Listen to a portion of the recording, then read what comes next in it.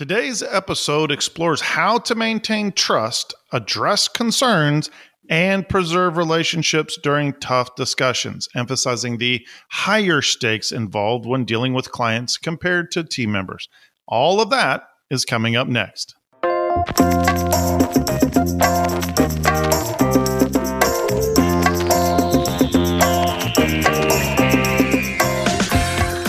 Welcome to the Chris Locurdo Show, where we discuss leadership and life and discover that business is what you do, not who you are.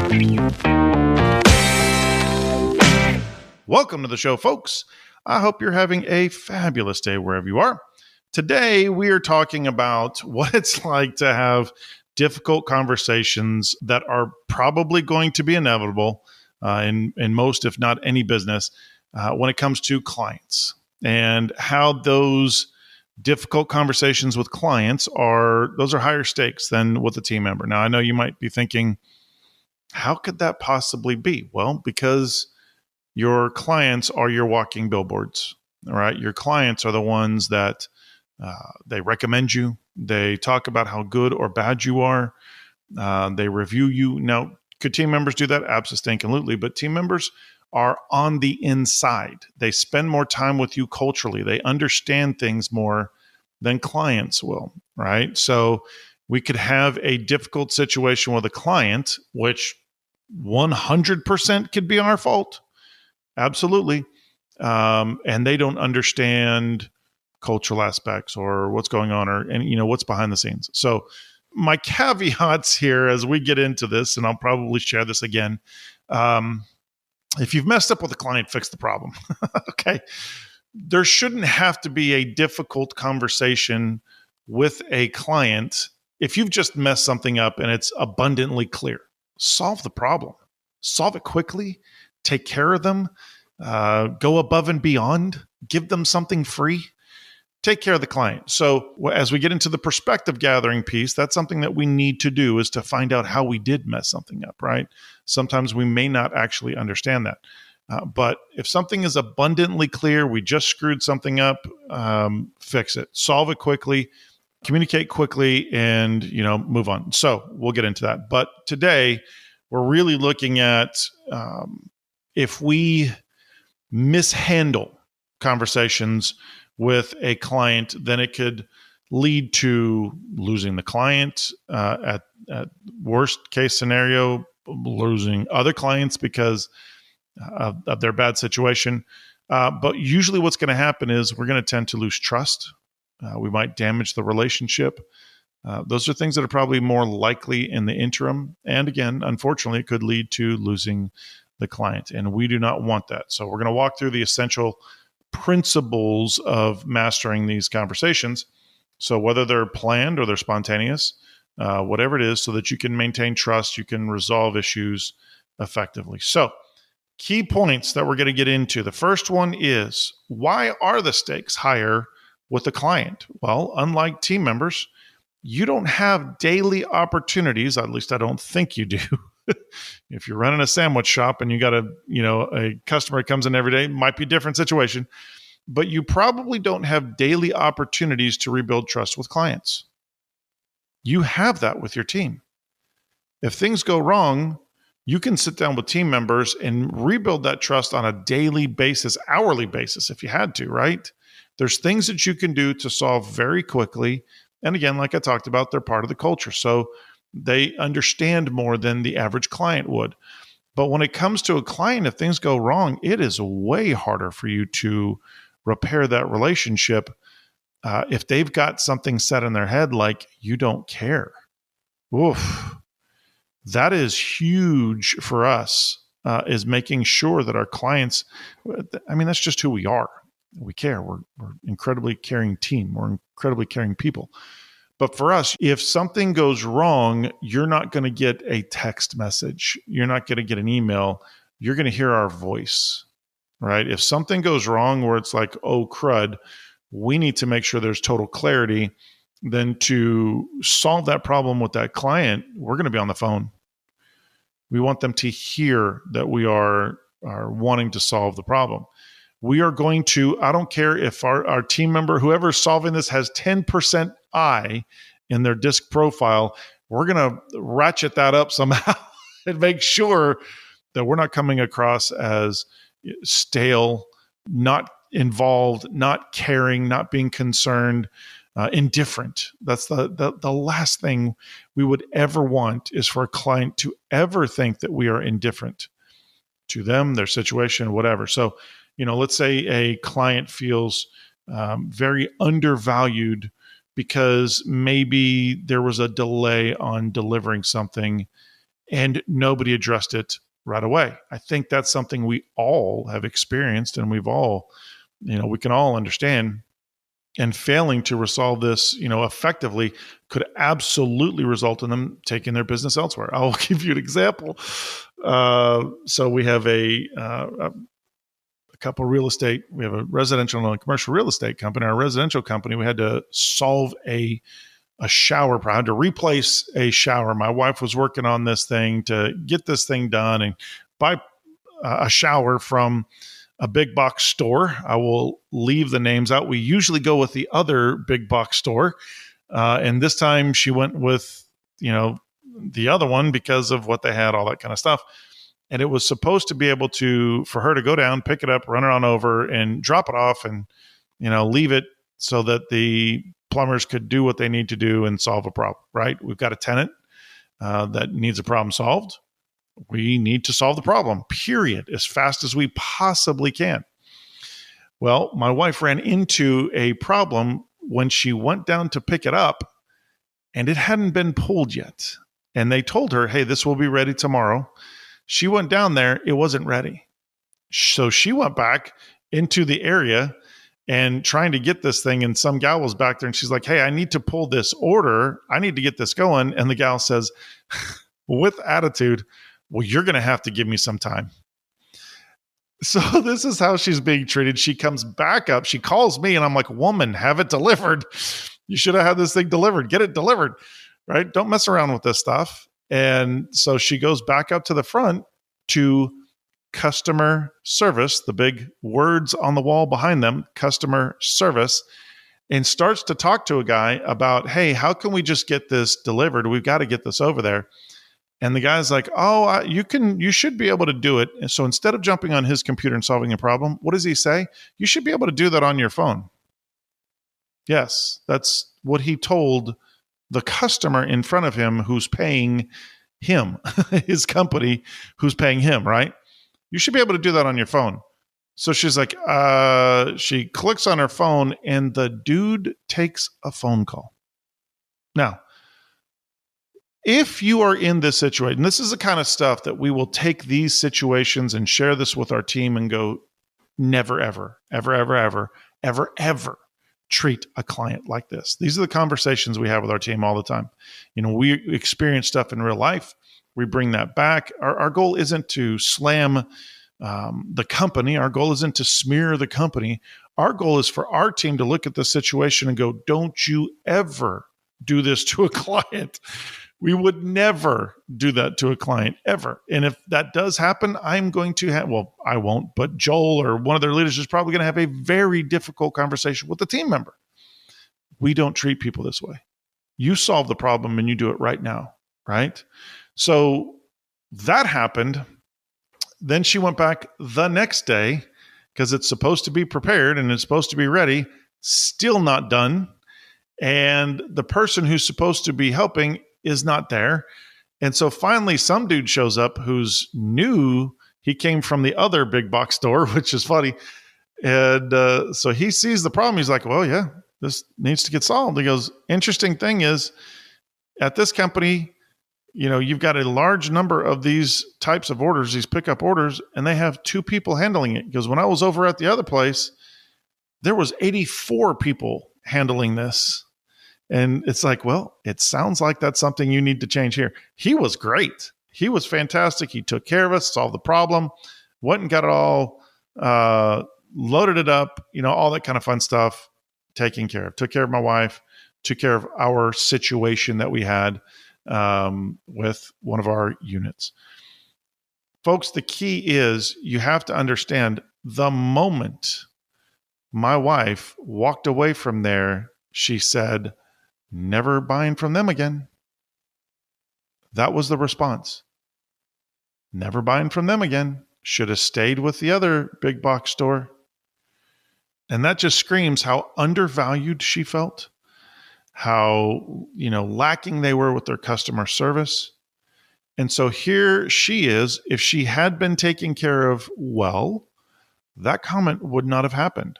If she could have just gotten over there, picked it up, taken it on over, been done, then she would have been all right. She'd have been fine. She would have probably used them again.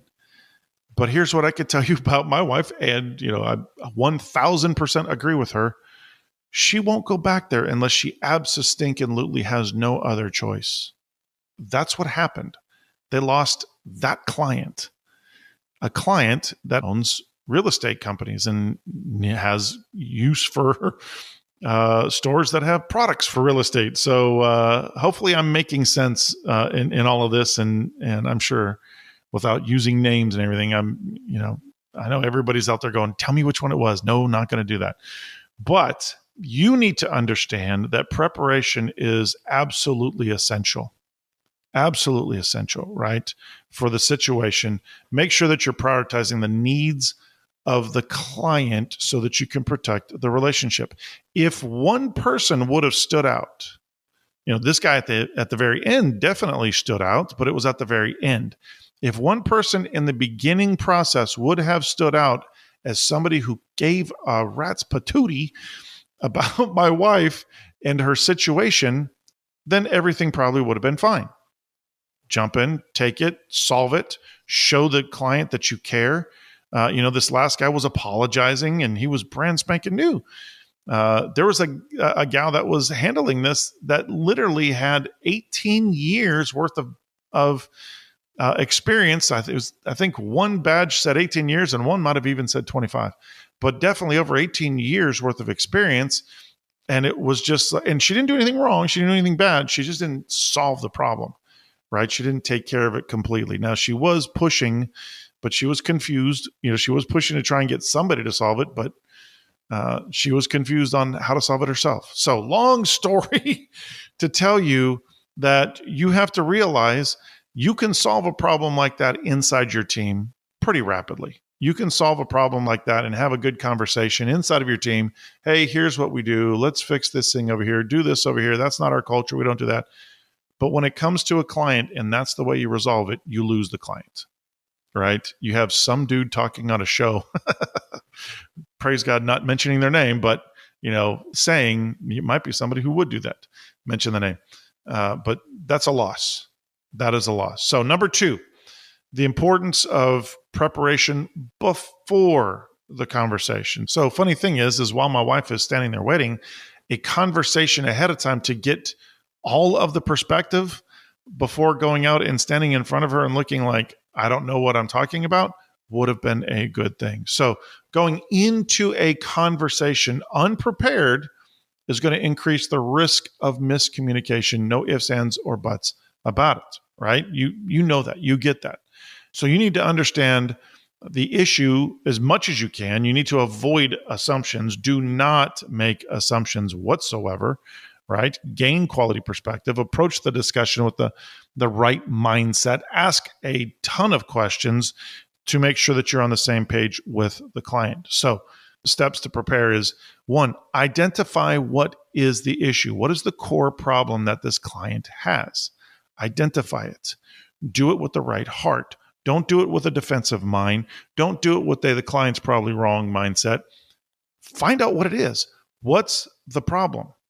Get to that piece of information before anything else. Before you try and tell the client they're wrong, or before you try and tell the client, well, that's not how we do stuff. Before you do anything, get to the core issue of the client. If anybody would have just literally dug in and asked my wife, so what happened as far as you're concerned? We ordered this. We were told it was going to be ready for pickup. I drove down here and it's not ready. And so then I tried to deal with your customer service. They didn't help me out. I tried to deal with a gal in that area. She refused to help me out. This is what's going on.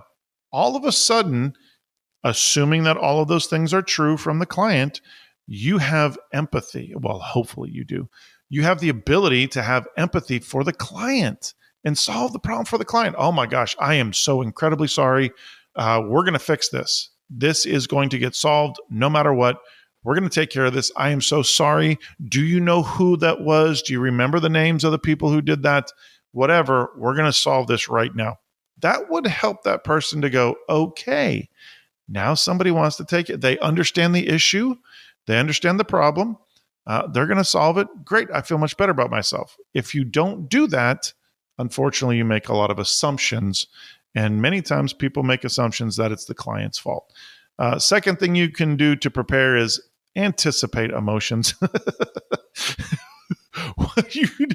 You need to be, listen, you're not a victim in this situation, right? Hopefully you're not a victim. You shouldn't be a victim in this situation, but understand the emotions of the client. So many people have been screwed by so many businesses and companies and things that when something goes wrong, they can have a tendency to be just done with the situation, just frustrated or upset. Now, can the client, act in a better way? Abso-stinkin-lutely. But once again, let's try and have some empathy. What could the client likely be feeling in this situation? If you don't start with frustration, you are probably way off base, right? We need to understand this is frustrating. They might be angry. They might be responding to the last 5 companies that have messed them over, right? That have treated them horribly. And so it is terribly understandable that standing here now, they may have an attitude. They may have some emotions. The deal is, how do I understand, empathize? Doesn't mean I'm going to put up with yelling or calling anybody names or cussing somebody out. Doesn't mean I'm going to put up with any of that. But if I will assume immediately what the client is feeling and even tell them what I assume they're feeling, you will be blown away at how fast you can de-escalate somebody's emotions. Mrs. Licurdo, I'm so sorry. You have to be pretty frustrated with how you've been treated, and I get that. And I mean, geez, I wouldn't even be surprised if you're upset. But here's what I need you to know: I will solve this. I will find out how to solve this, and I will take care of it. If you can anticipate and have empathy for what the person is going through, and even let them know that you will be blown away at how that person can de-escalate their own emotions, regulate their own emotions, get into a place of like, okay, here's somebody who cares. The worst thing you see, and everybody's experienced this, and in this situation, I'm talking about my wife, she experienced this. The worst thing you see is the person who doesn't care. No, that's not even the worst thing. A terrible thing is somebody who doesn't care. The worst thing is when somebody has attitude back, right? Your company, it may not be you as an individual, but you are a representative of this company, has messed up the situation. The last thing you should be doing is having attitude towards a client. You should be focused on solving the problem. But today, I think we're so used to walking into places and experiencing people who just act like colossal victims. So let's make sure we don't do that. Anticipate emotions, have empathy towards the client. Third thing you can do as far as preparing is clarify your desired outcome, right? What resolution is the client seeking? What resolution are you seeking? What are we looking for? Like in this situation, once again, I will solve this. I will get this done. We will get this to you. We will do whatever, right? Clarify the desired outcome. Find out from the client, hey, I am so sorry. I can only imagine how frustrated and even possibly upset you are with this situation. We should not have treated you this way. We should have solved this for you yesterday, even knowing that the product was even here. We should have solved this for you yesterday.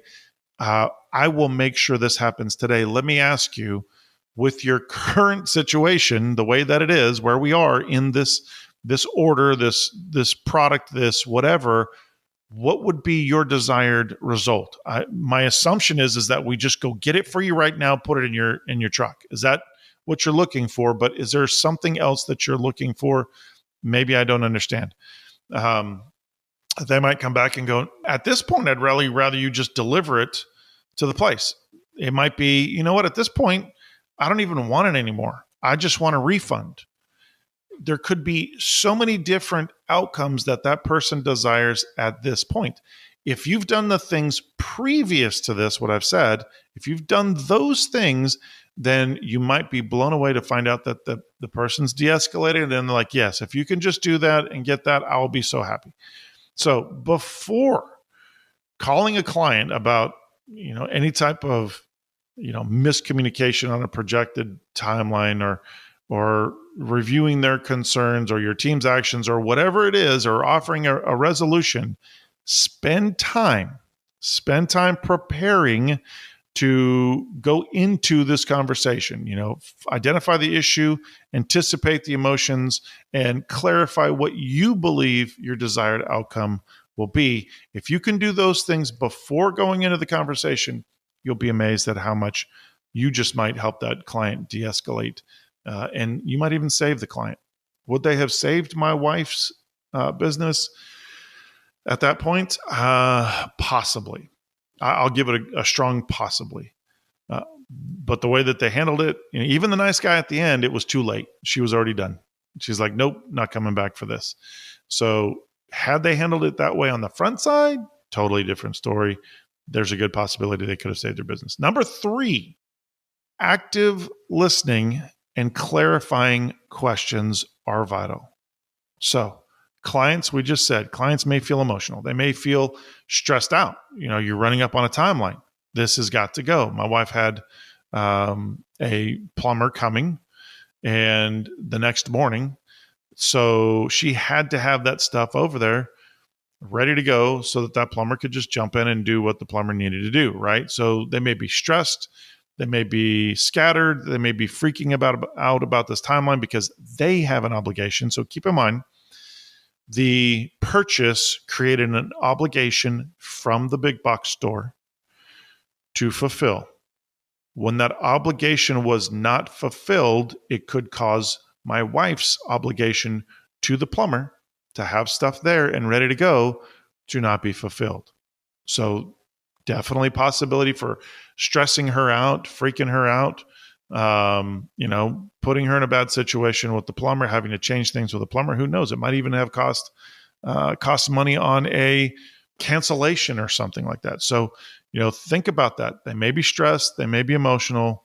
They very possibly could be scattered. If you are active listening and asking clarifying questions, that can help you to uncover the root cause of their concern, right? So ask probing questions. It might not just be that, I'm using the example of not delivering on a product, right? But what if there's something else that we don't understand? A great probing, clarifying question might be, can you walk me through what happened from your perspective?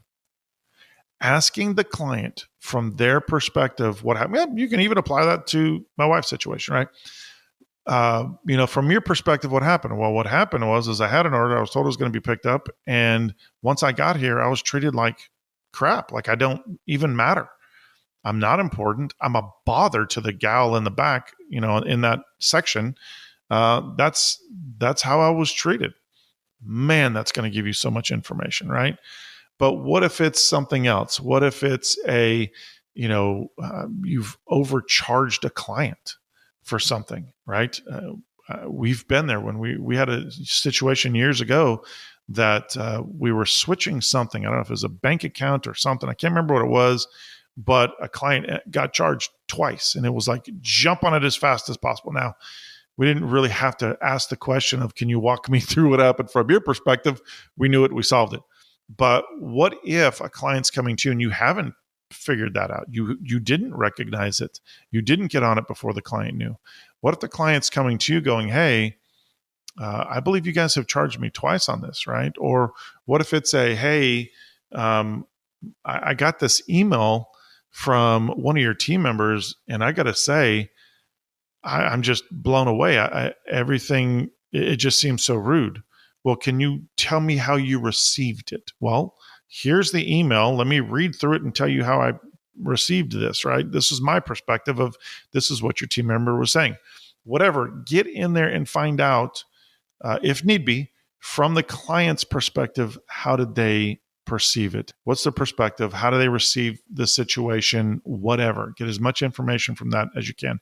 Another good question would be, what would an ideal resolution look like for you? Now, don't say that until they understand that you're on their team, right? If you start that off in the beginning, okay, so there's a problem here. What would an ideal resolution for you look like? It can sound very condescending.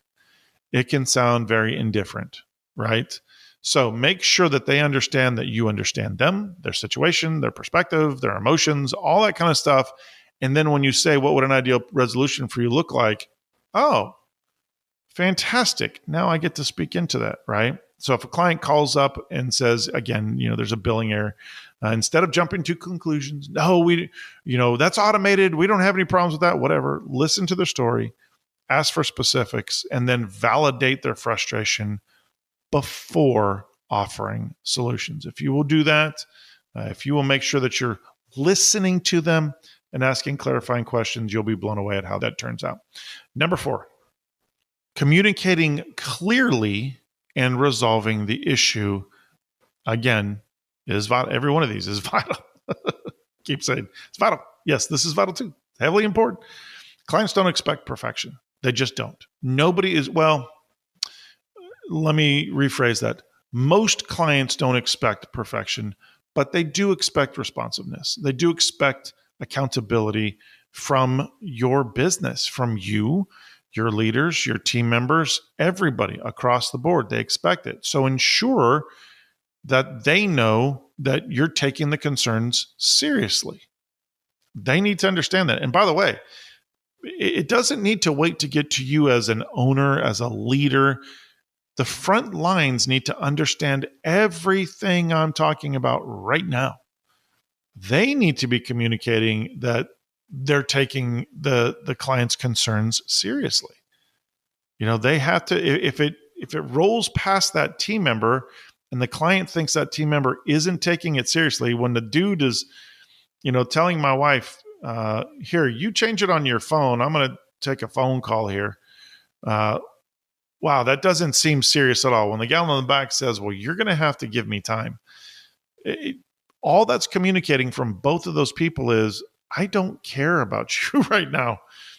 I don't want to deal with you. I don't care about you.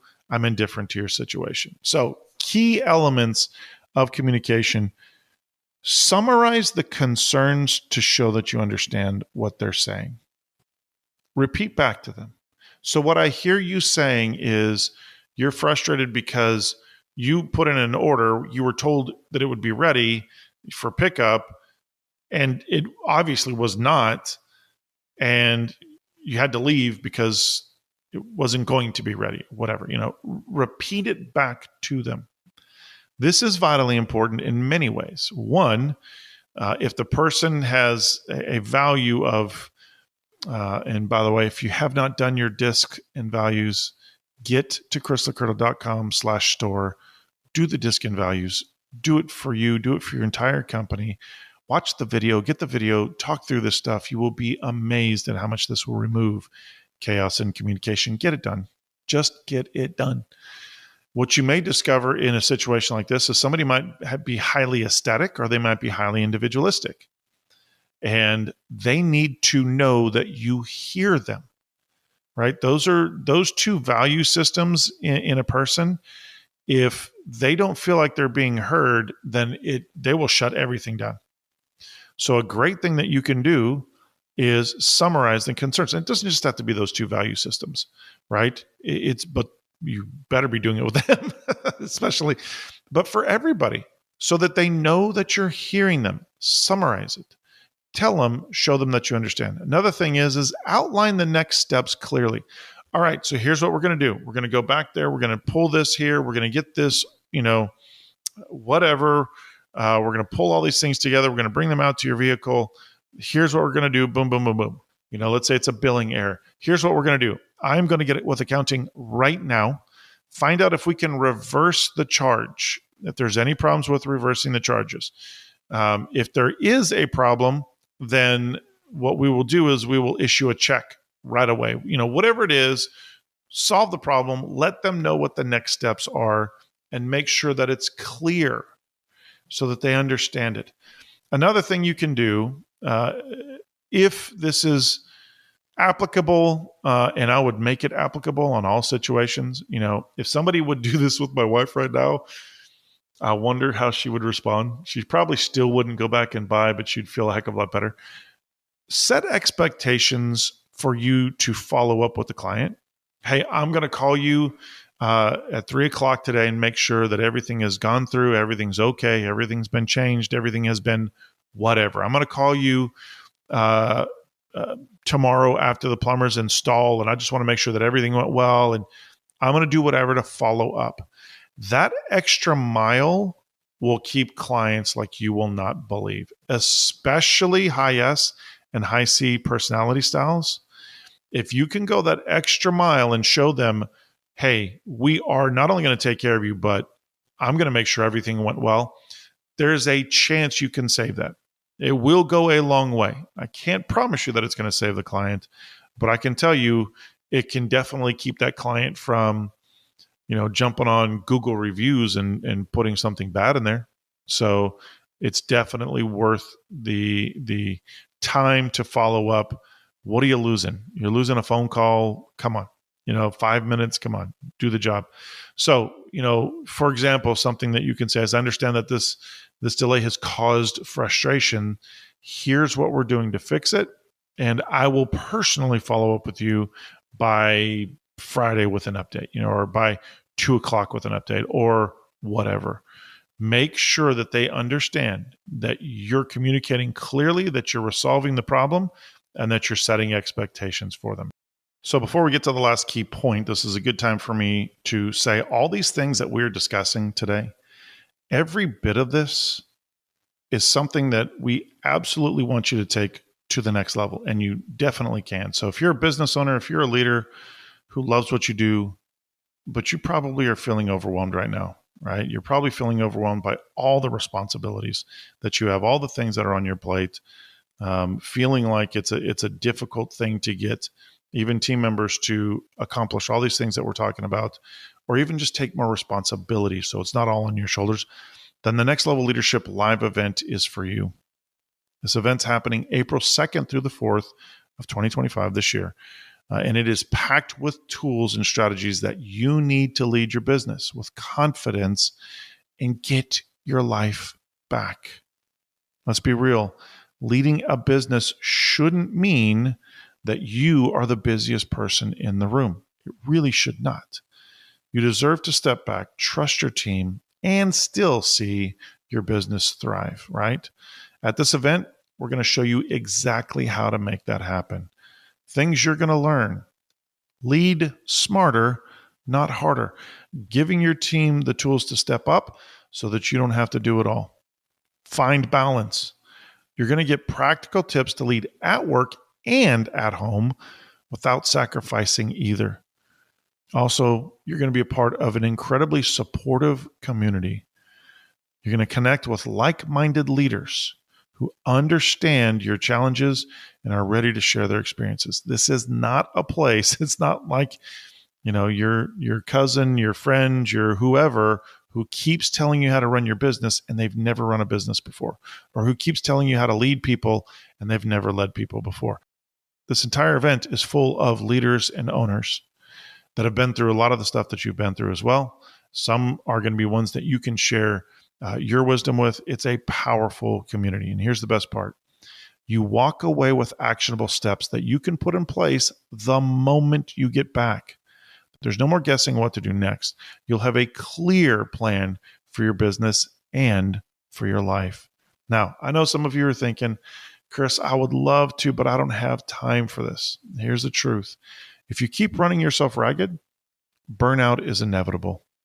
So invest a few days in yourself and your business will benefit for years to come. So join us at the Next Level Leadership live event, April 2nd through the 4th, 2025. Registration is open. So go to chrislicurdo.com/live events. That's chrislicurdo.com/live events to learn more and secure your spot. Folks, don't wait until you're burnt out to try and solve the problem. All right. Key point number 5, following up to restore trust. So resolution doesn't end with the initial conversation, right? Circling back demonstrates that you value the business and are committed to resolving the issue. So things that you can do: update the client on the progress, share what changes and actions were taken in the process, confirm that they feel satisfied with the resolution. Think about this. Had this happen with my wife, then it's possible they could have won back some business. Hey, Mrs. Licurdo, next time you come here, I want you to come see me. Email me, text me, whatever. But next time you come, I will take care of you personally. I want to make sure that you are taken care of, right? Doing something like this, after resolving a service complaint or whatever it is, send an email summarizing the steps you've taken and thanking them for their patience, thanking them for, trusting in you to solve this, and ask for more feedback, but let them know that they can come to you to get served. You might be the place that they can't get what they need from somebody else, and they really don't want to come back to you. But if you give them the ability to speak to you directly, to text you, to email you, to let them know how they feel about everything, you just might save that client. So things you need to do: prepare, make sure that you take time before any difficult conversation to understand the issue, and make sure that you're getting to your desired outcome as you're preparing. What do you want it to look like? Then you're going to go in and practice active listening. Commit to hearing the client fully before responding. Find out what their desired outcome is as well. You're going to clarify and summarize, make sure both parties are on the same page before moving to resolution. That I've heard you, help them to know solutions, things that you're offering, all that, to make sure you're both on the same page. Follow through, execute your plan of action, and circle back to confirm that they are satisfied, and document lessons learned. Super important. Use these experiences to refine processes. Use these things to prevent future issues. Use these things to have tough conversations with team members. Somebody should be talking to the people that treated my wife the way that they did and going, either fix this or you're out. One or the other. Additional resources that we have for you guys, episode 379, which is Leading Through Tough Conversations. This is a great episode. Joel Fortin and I actually act out scenes so that you can have greater understanding of how to navigate tough conversations so that it can be beneficial for both sides in the tough conversation. Episode 594, Face the Facts, Stop Avoiding Tough Conversations in Business, Part 1. So this episode is packed with actionable insights and practical tips for leaders looking to improve their conflict resolution skills and to create an absolutely healthier work environment. Powerful. You'd be amazed at how much learning how to have tough conversations the right way makes your environment healthier.